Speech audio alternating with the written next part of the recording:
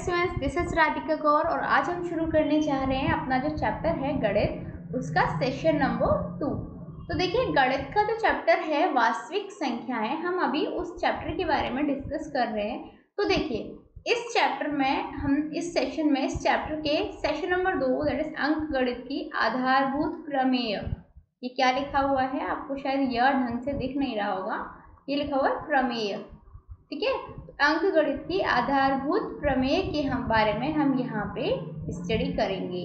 तो fundamental theorem of arithmetic, ये यहाँ पे हम डिस्कस करते हैं। तो देखिए, सबसे पहले आपको मैं ये बता देती हूँ कि जो हमारी अंक गणित की आधारभूत प्रमेय है वो कहती क्या है, उसका स्टेटमेंट क्या है। तो देखिए, प्रत्येक भाज्य संख्या को अभाज्य संख्याओं के गुणनफल के रूप में व्यक्त या फिर कहीं तो गुणनखंडित किया जा सकता है तथा यह गुणनखंडन अभाज्य गुणनखंड के आने वाले क्रम के बिना अद्वितीय होता है। ठीक है, ये कौन कहता है, हमारा अंकगणित की आधारभूत प्रमेय। अर्थात कि जो भी हमारी अभाज्य संख्याएं हैं उनको अभाज्य संख्याओं के गुणनफल के रूप में व्यक्त किया जा सकता है और यह जो गुणनखंडन होता है अभाज्य गुणनखंडों के आने वाले क्रम के बिना अद्वितीय होता है। समझे। तो देखिए, अंकगणित की आधारभूत प्रमेय ये कहती है कि प्रत्येक भाज्य संख्या अभाज्य संख्याओं के लिए, यही जो चीज मैंने आपको बताया स्टेटमेंट में, वास्तव में यह और भी कुछ कहती है। ये कहती है कि दी हुई जो भाज्य संख्या है उसको अभाज्य संख्या के एक गुणनफल के बिना ये ध्यान दिए कि अभाज्य संख्या किस क्रम में आ रही है, उस बेसिस पे हम दर्शा देते हैं। समझे आप। चलिए आगे बढ़ते हैं। सबसे पहले अद्वितीय वे का मतलब होता है हमारा यूनिक वे। ठीक है, इससे हम गुणनखंडित किया जा सकता है, ये कहती है। अर्थात यदि कोई भाज्य संख्या दी हुई है तो उस अभाज्य संख्याओं के गुणनफल के रूप में लिखने के लिए केवल एक ही विधि है, जब तक कि हम अभाज्य संख्याओं के आने वाले क्रम पर कोई विचार नहीं करते। इसीलिए यदि हम उदाहरण के लिए इसे लें, ठीक है, तो इसका जो ये है, ठीक है, वही माना जाएगा। मतलब इसका वैल्यू और इसका वैल्यू एक ही आएगा, क्रम मैटर नहीं करता। ठीक है, अन्य क्रम में भी यदि आएगा तो भी यही आएगा। ठीक है, तो एक प्राकृत संख्या का जो अभाज्य गुणनखंड होता है उसके गुणनखंडों के क्रम को छोड़ते हुए क्या होता है, अद्वितीय होता है। व्यापक रूप में जब हमें एक भाज्य संख्या x दी हुई हो, कोई भी हमें भाज्य संख्या दी हुई है x, तो x बराबर यदि हम p1 p2 pn तक जाएं के रूप में यदि हम गुणनखंडित करें तो p1 p2 pn आदि आरोही क्रम में लिखी अभाज्य संख्याएं हैं। अर्थात p1 जो है p2 से स्मॉल होगी और p2 जो है pn से स्मॉल होगी।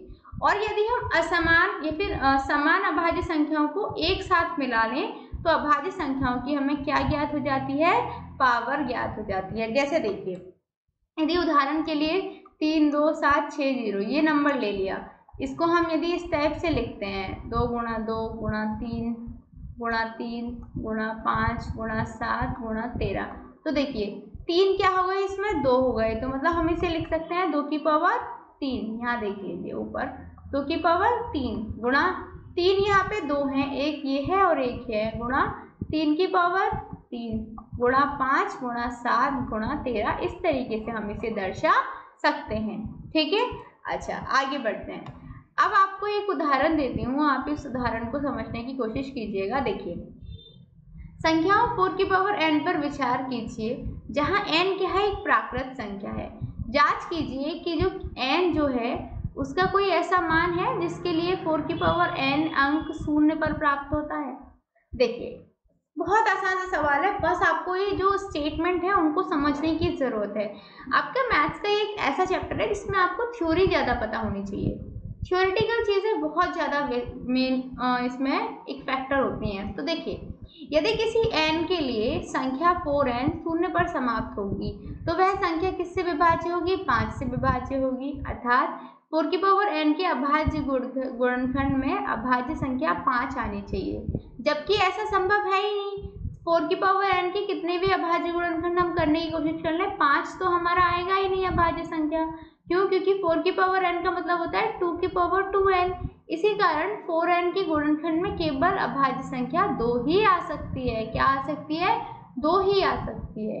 गुणनखंड अंकगणित के आधारभूत प्रमेय की अद्वितीयता हमें निश्चित कराती है कि 4 की पावर n के गुणनखंड में 2 के अतिरिक्त और कोई अभाज्य संख्या गुणनखंड अभाज्य गुणनखंड नहीं है।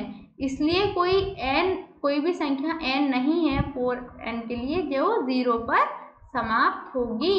समझे आप? बस इतनी सी बात थी।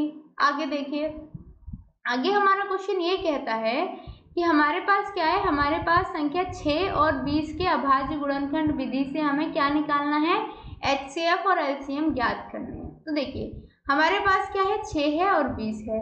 तो 6 क्या हम ऐसे लिख सकते हैं और 20 के लिए हम इसको इस तरीके से दर्शा सकते हैं।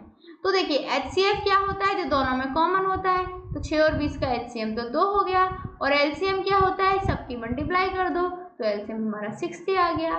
ठीक है, तो ध्यान दीजिए कि जो HCF है 2 की पावर 1 है, संख्या में प्रत्येक उभयनिष्ठ अभाज्य गुणनखंड की सबसे छोटी घात का गुणनफल है, तथा जो LCM है वो संख्याओं में संबंध प्रत्येक अभाज्य गुणनखंड की सबसे बड़ी घात का गुणनफल है। समझे? तो इस तरीके से हम चीज़ों को देख लेते हैं और पहचान लेते हैं कि किसको हम किस तरीके से फाइंड आउट कर सकते हैं। तो आपने उदाहरण से आपको ये दिखा कि HCF गुणा LCM इसके बराबर होगा। वास्तविक में अंकगणित के आधारभूत प्रमेय का प्रयोग करके हम इसी चीज़ की जांच कर सकते हैं कि किन्हीं 2 धनात्मक पूर्णांकों A और B के लिए HCF इतना है और LCM इतना है, तो उनका जो गुणा होगी वो किसके बराबर होगी, A गुणा B के बराबर होगी। और यही परिणाम का प्रयोग करके हम 2 धनात्मक पूर्णांकों का LCM ज्ञात कर सकते हैं और उनका HCF हम पहले ही ज्ञात कर सकते हैं, मतलब हम ऑलरेडी सीख चुके हैं। अच्छा, अब एक और उदाहरण लीजिए, वो थ्योरेटिकल क्वेश्चंस थे, आपको समझ नहीं आए होंगे, कोशिश करूंगी यहाँ से आप ये चीज़ को समझें। देखिए अभाज्य गुणनखंड विधि द्वारा 96 और 404 का आपको HCF ज्ञात करना है और फिर इनका LCM ज्ञात करना है। ठीक है, देखिए मेरे पास एक नंबर है 96, एक है 104। तो 96 को हम लिख सकते हैं 2 गुणा 2 गुणा 2 गुणा 2 गुणा 2 गुणा 3। ठीक है, और 104 को 2 गुणा 2 गुणा 101। इसको हम इस तरीके से भी लिख सकते हैं 2 की गुणा 5 गुणा 3, और इसको हम लिख सकते हैं 2 की गुणा 2 गुणा 101। तो देखिए HCF कितना हो जाएगा, 2 की गुणा 2 2 गुणा 2, क्योंकि 2 बार 2 2 कॉमन आ जाएगा, एक बार ये हो गया एक बार ये हो गया, तो HCF आ गया 2 की गुणा 2 की पावर 2 मतलब 4। अच्छा, LCM ज्ञात करना है तो आसान तरीका क्या है, 96 गुणा 404 बटे HCF जो आया किसका, 96 गुणा 404 का। तो ये हम इसको लिख देंगे 96 गुणा 404 बटे 4। जब इसको सॉल्व करेंगे तो आपको मिल जाएगा 9696, ये आपका LCM आ जाएगा। और वहीं आप यदि ऐसे करके निकालने लगते इनका LCM तो इतना बड़ा LCM हो जाता कि आप निकाल नहीं पाते, और वहीं हमने सिर्फ एक फॉर्मूले का इस्तेमाल करके इस सवाल को कितनी जल्दी से हल कर दिया। आगे देखिए, एक और उदाहरण लेते हैं। हमारे पास संख्या है 6, 72 और 120, ये 3 संख्याएं हैं। इनका अभाज्य गुणनखंड विधि द्वारा HCF और LCM दोनों ज्ञात करना है। तो देखिए HCF ज्ञात करने के लिए पहले देखिए 6 को हम कैसे लिखेंगे, 2 गुणा 3।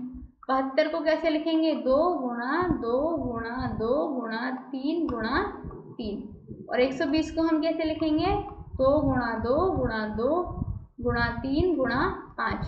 तो HCF में देखिए 2 2 2 सब में कॉमन है, और इसके बाद सब में क्या कॉमन है, 3। तो HCF किसके बराबर हो जाएगा, 2 गुणा 3 बराबर 6। तो इतना हमारा HCF आ गया। तो LCM कैसे आएगा, HCF आ गया हमारा 6। LCM कैसे आएगा, जो बड़ी घातें हैं, ठीक है, उनसे संबंध निकाल लेंगे। मतलब ये कि 2 की गुणा 3 गुणा 3 की गुणा 2 गुणा 5 की गुणा 1, तो ये किसके बराबर आ जाएगा, 360। तो LCM कितना हो जाएगा, 360। समझे आप? चलिए अब एक्सरसाइज क्वेश्चंस की तरफ चलते हैं। क्वेश्चन आपका ये कहता है कि निम्नलिखित गुणनखंडों के गुणनफल के रूप में हमें व्यक्त करना है। तो देखिए 140 है, इसको आसानी से हम लिख सकते हैं 2 गुणा 2 गुणा 5। ये तो आपको आता है ना निकालना, 9th में आप कर चुके हो, उससे पहले भी आप 8th में या 7th में कर चुके हो। ऐसे ही देखिए 156 है, उसको हम लिख सकते हैं 2 गुणा 2 गुणा 3 गुणा 13।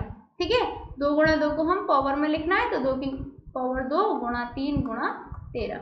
ऐसे ही देखिए 3 8 2 5 को हम क्या लिख सकते हैं 3 गुणा 3 गुणा 5 गुणा 5 गुणा 17। ऐसे ही देखिए 5005 को हम क्या लिख सकते हैं 5 गुणा 7 गुणा 11 गुणा 13। 7429 को 17 गुणा 19 गुणा 23। इस तरीके से हम गुणनखंड लिख लेते हैं। आगे देखिए पूर्णांकों के निम्नलिखित युग्म एचसीएफ और एलसीएम ज्ञात करने हैं युग्मों के, तथा इनकी जांच कीजिए कि दो संख्याओं के गुणनफल एचसीएफ गुणा एलसीएम है या नहीं। बेसिकली ये जांच करना है हमें। तो हम पहला नंबर ले लेंगे 26 गुणा 91। ठीक है, तो देखिए 26 बराबर 2 गुणा 13, 91 बराबर 7 गुणा 13। तो एचसीएफ कितना आ जाएगा 13। कोई कंफ्यूजन नहीं, क्योंकि दोनों में कॉमन क्या है 13 कॉमन है, तो एचसीएफ हमारा 13 आ जाएगा। इसके बाद हमें निकालना है एलसीएम। एलसीएम निकालने के लिए जो बड़ी बड़ी घातें हैं उनको लिखते हैं। यहाँ पे तो यही घातें टोटल हैं, तो एलसीएम आ जाएगा 182। ठीक है, एचसीएफ एलसीएम आ गए।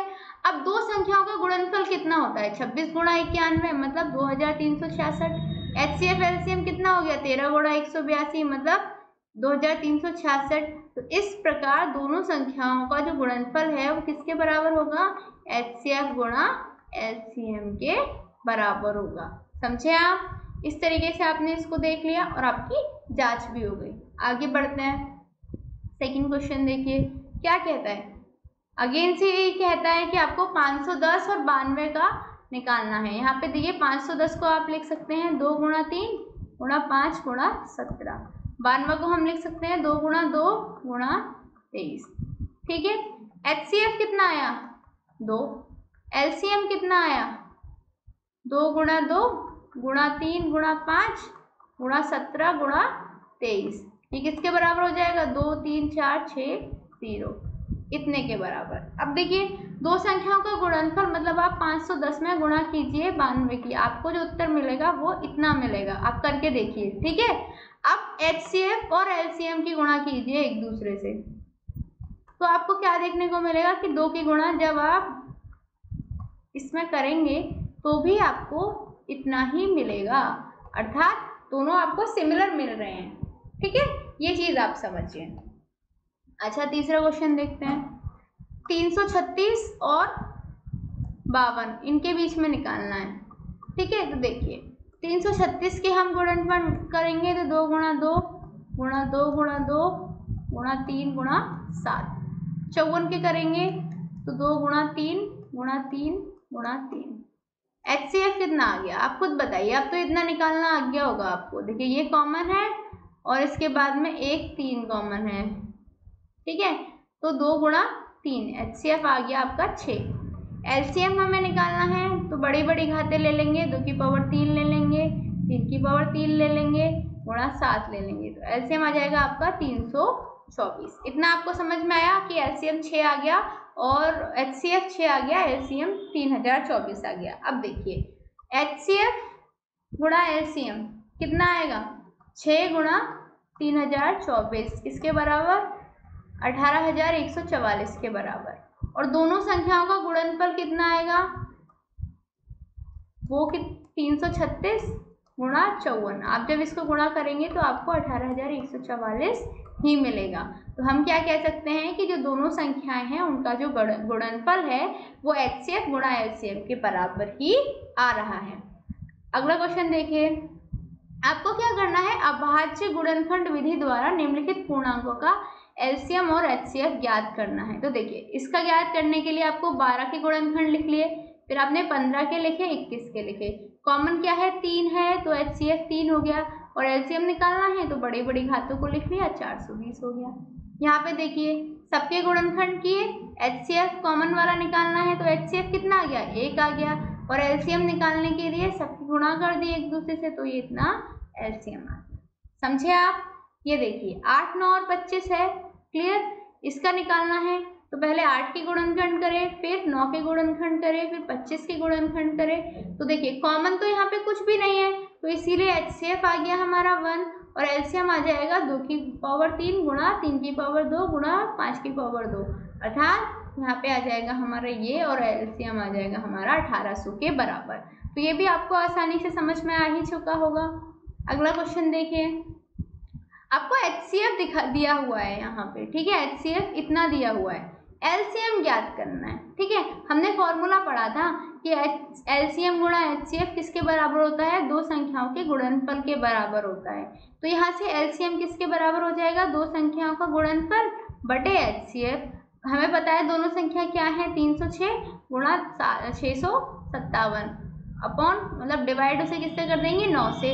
जब आप इन दोनों की गुणा करके उसमें 9 का भाग देंगे तो आपको कुछ ये मिलेगा उत्तर। तो ये क्या हो जाएगा, एलसीएम हो जाएगा इन दोनों संख्याओं का। कौन सी संख्याओं का, 306 और 657 का, ठीक है। तो इस तरीके से हम इस सवाल को हल कर सकते थे। अगला सवाल देखिए, बहुत सिंपल सा सवाल है कि रवि किसी खेल के मैदान के चारों ओर एक वृत्ताकार पथ है, ठीक है, मैदान है और उसके चारों ओर वृत्ताकार पथ है। इस मैदान का एक चक्कर लगाने में सोनिया को कितने मिनट लगते हैं, 18। सोनिया को कितने लगते हैं, सोनिया को लगते हैं 18 मिनट, जबकि रवि को लगते हैं 12। मान लीजिए वे दोनों एक ही स्थान और एक ही समय पर चलना प्रारंभ करें, तो एक दिशा में चलते हैं और एक ही दिशा में चलें तो लगभग कितने टाइम बाद वो दोबारा से उसी स्थान पे मिलेंगे। ऐसे सवाल करने के लिए आपको इन दोनों का एलसीएम निकालना होगा।